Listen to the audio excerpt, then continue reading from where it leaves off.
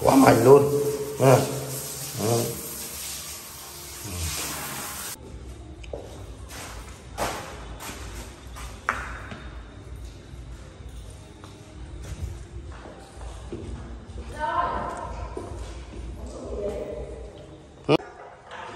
Nha Trang ngày đầu chuẩn bị đâu này, tháo dỡ này, quần giáo này,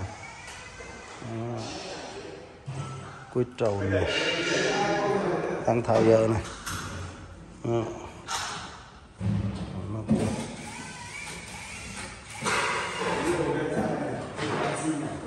Đâu nhá, đâu tháo dỡ nha.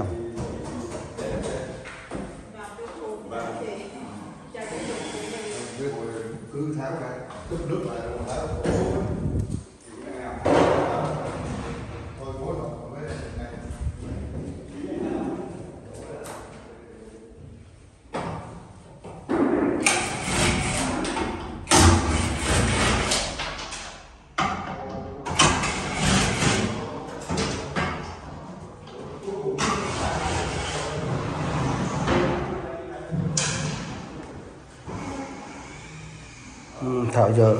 Tháo dỡ tủ hết nhá, giường dọn dẹp đập phá hết,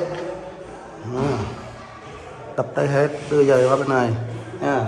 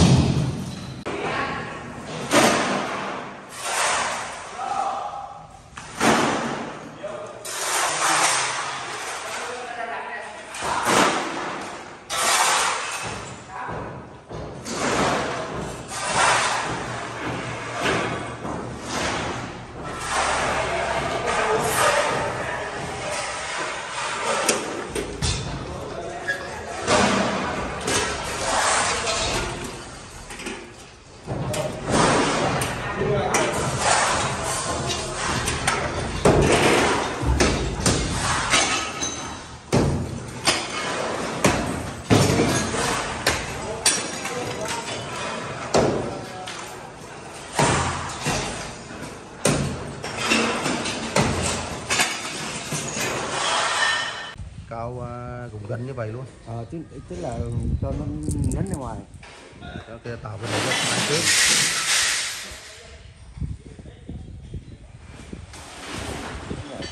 Nó ngẩng cái mặt lên. Những cái nhà này là theo tao là nó không lên làm nó kiểu này. Nó làm mấy cái nhà xấu nhà. Luôn.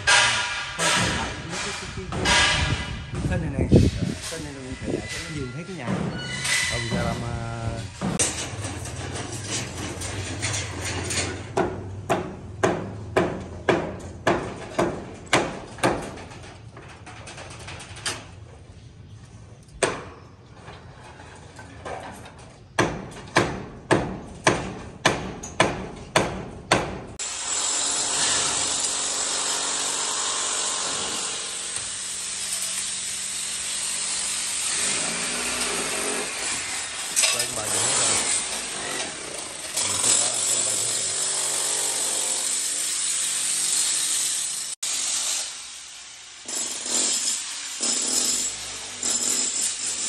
ba rồi canh bánh không còn gì tháo hết.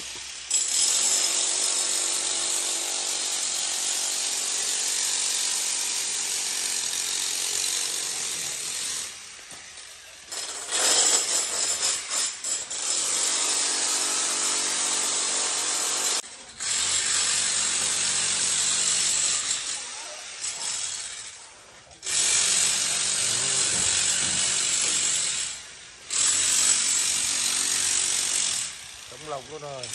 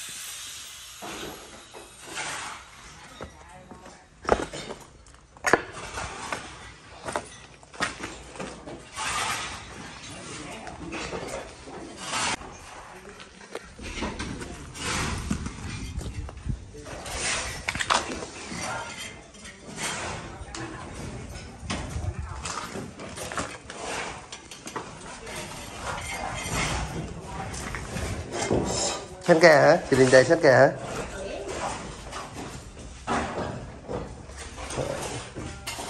Không để hai hàng thì cũng được. Xanh kè hả?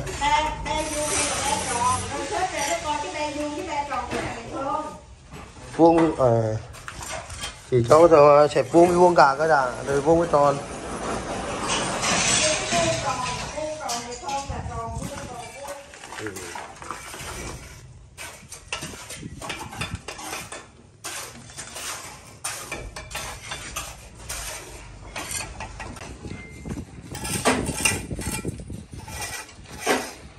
Thì xong cái lấy cái về của mình về nha. Đừng có rơi bãi dơ giấy của nhà. Dĩ nhiên là không có này là không có sự rơi bãi. Nhưng mà hạn chế. Hạn chế không? Quăng kỳ gì?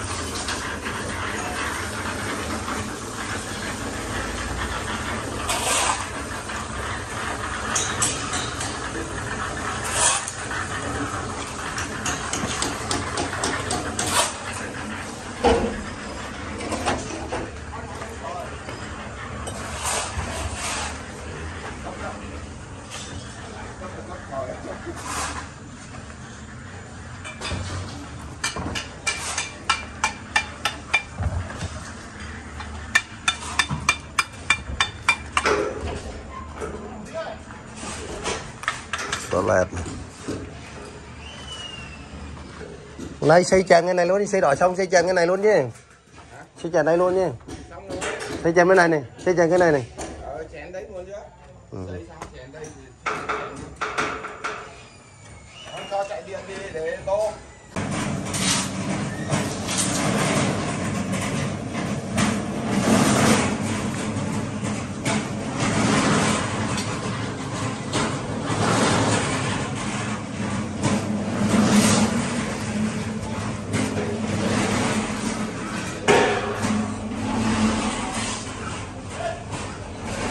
2 phòng ngủ. Diện tích của 2 phòng ngủ là 5 x 10 chia làm 2.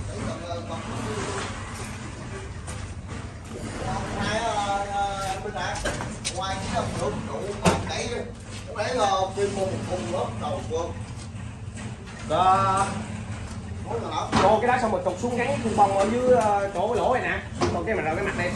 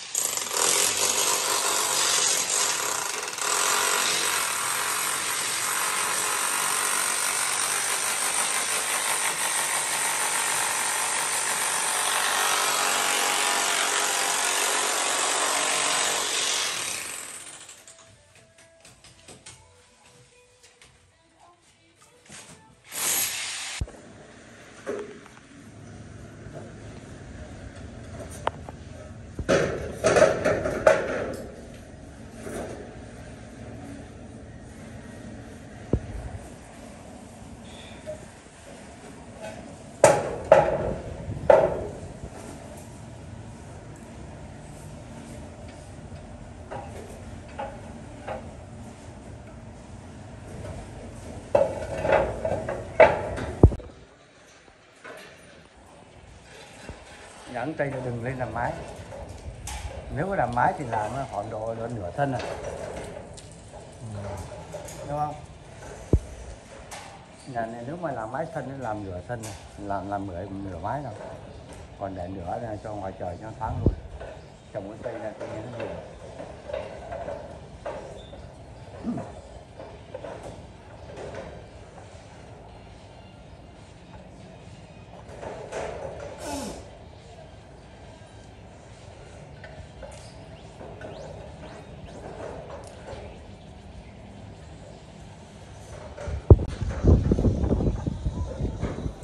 Là ngay cũ.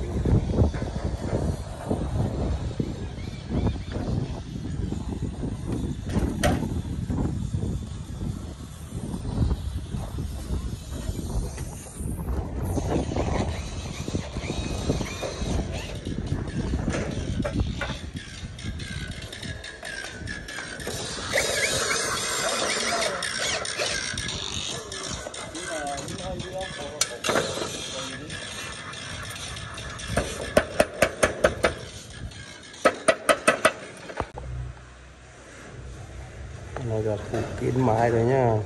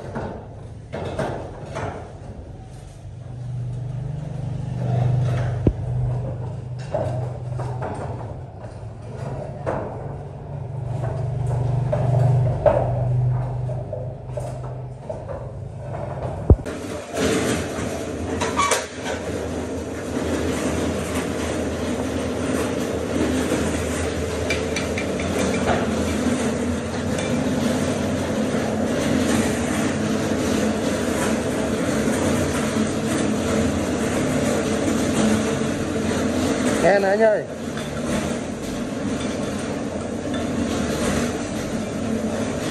Chạy kia bao nhiêu người rồi?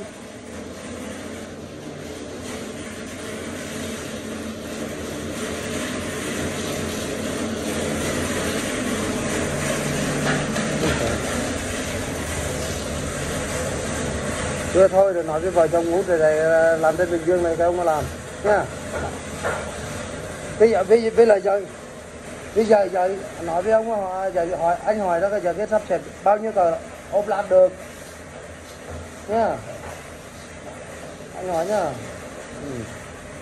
Mai em về lấy gạch cho thợ ốp.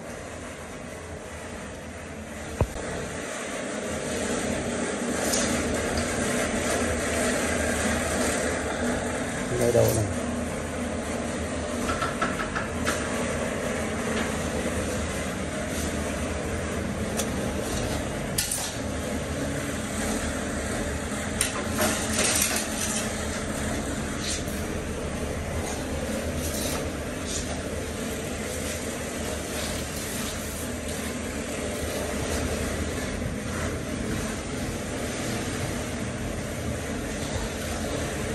Ông nói chưa là cô một thời gian đó này.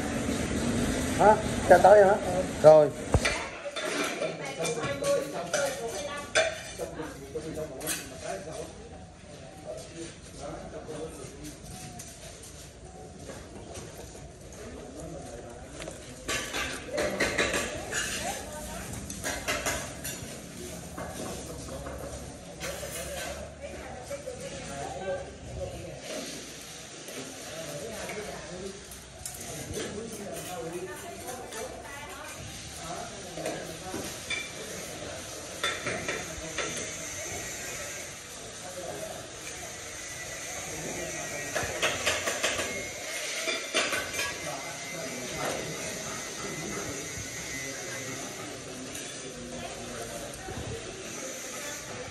Chẳng chỉ cho này cái bầm ngoài sống thế nào mai tới chợ.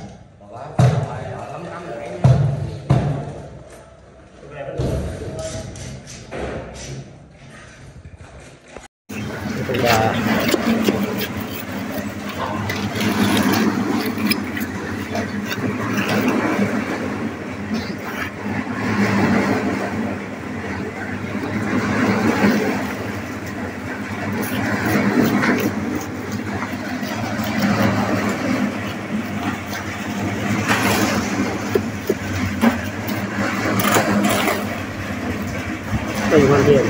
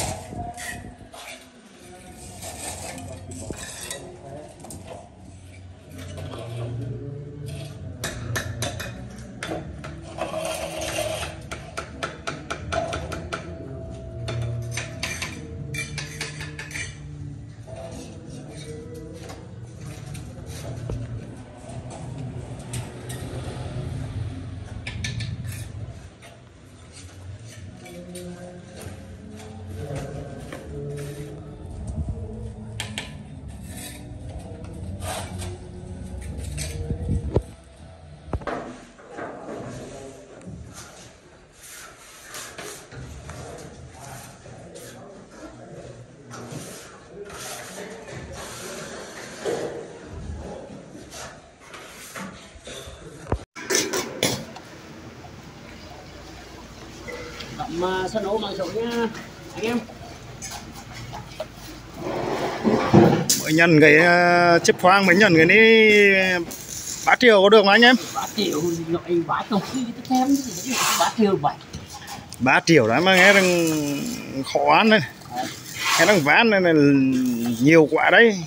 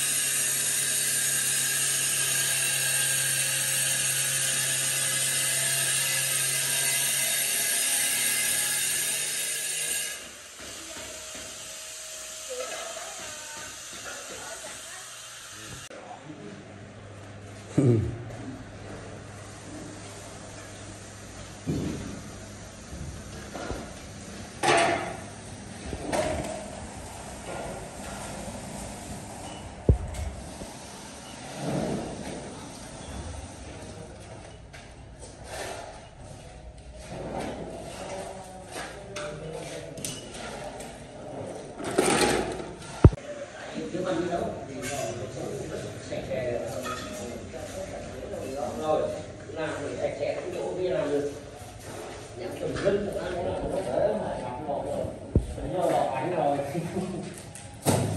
rồi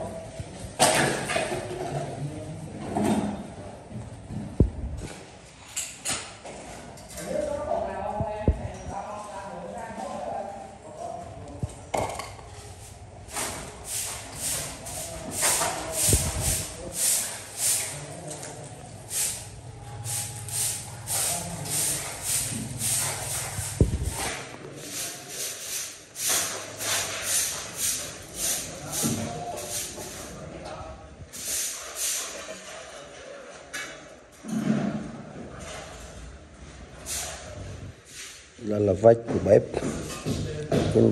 cái nền bếp, chúng âm của tủ gỗ, tủ bếp gỗ.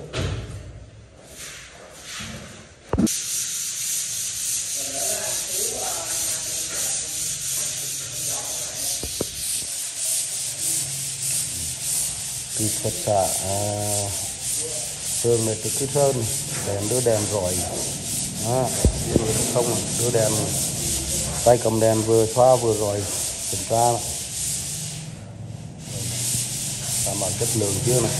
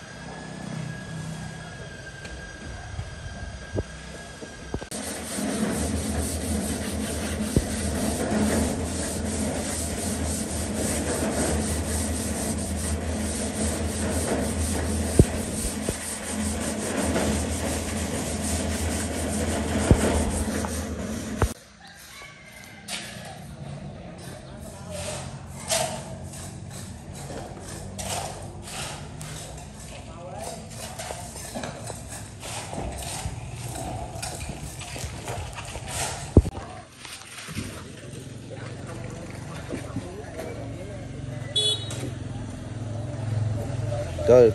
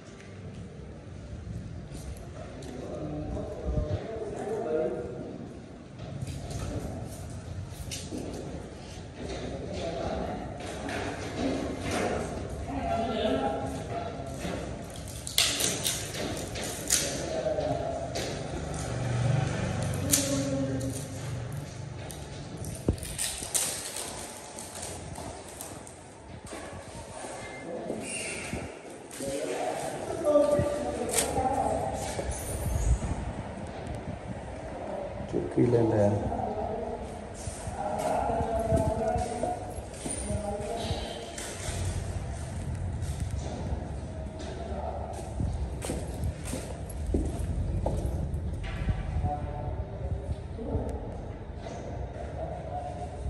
Khi lên đèn,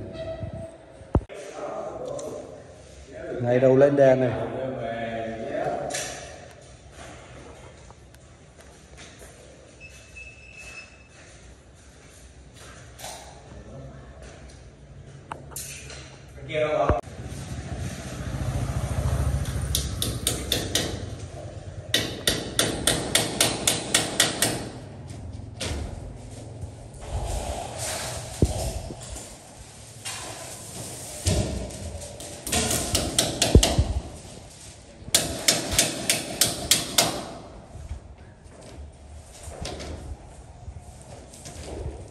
Đó, còn nãy hoàn thiện này.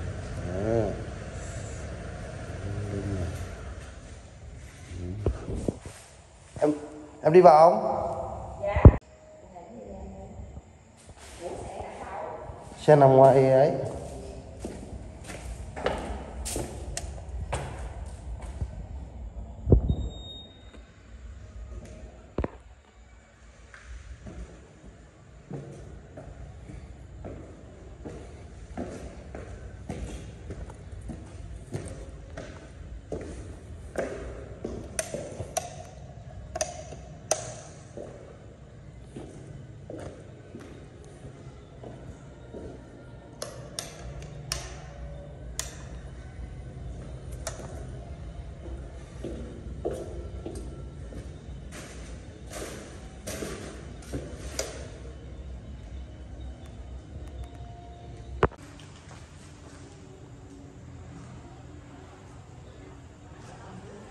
Ba ba ơi,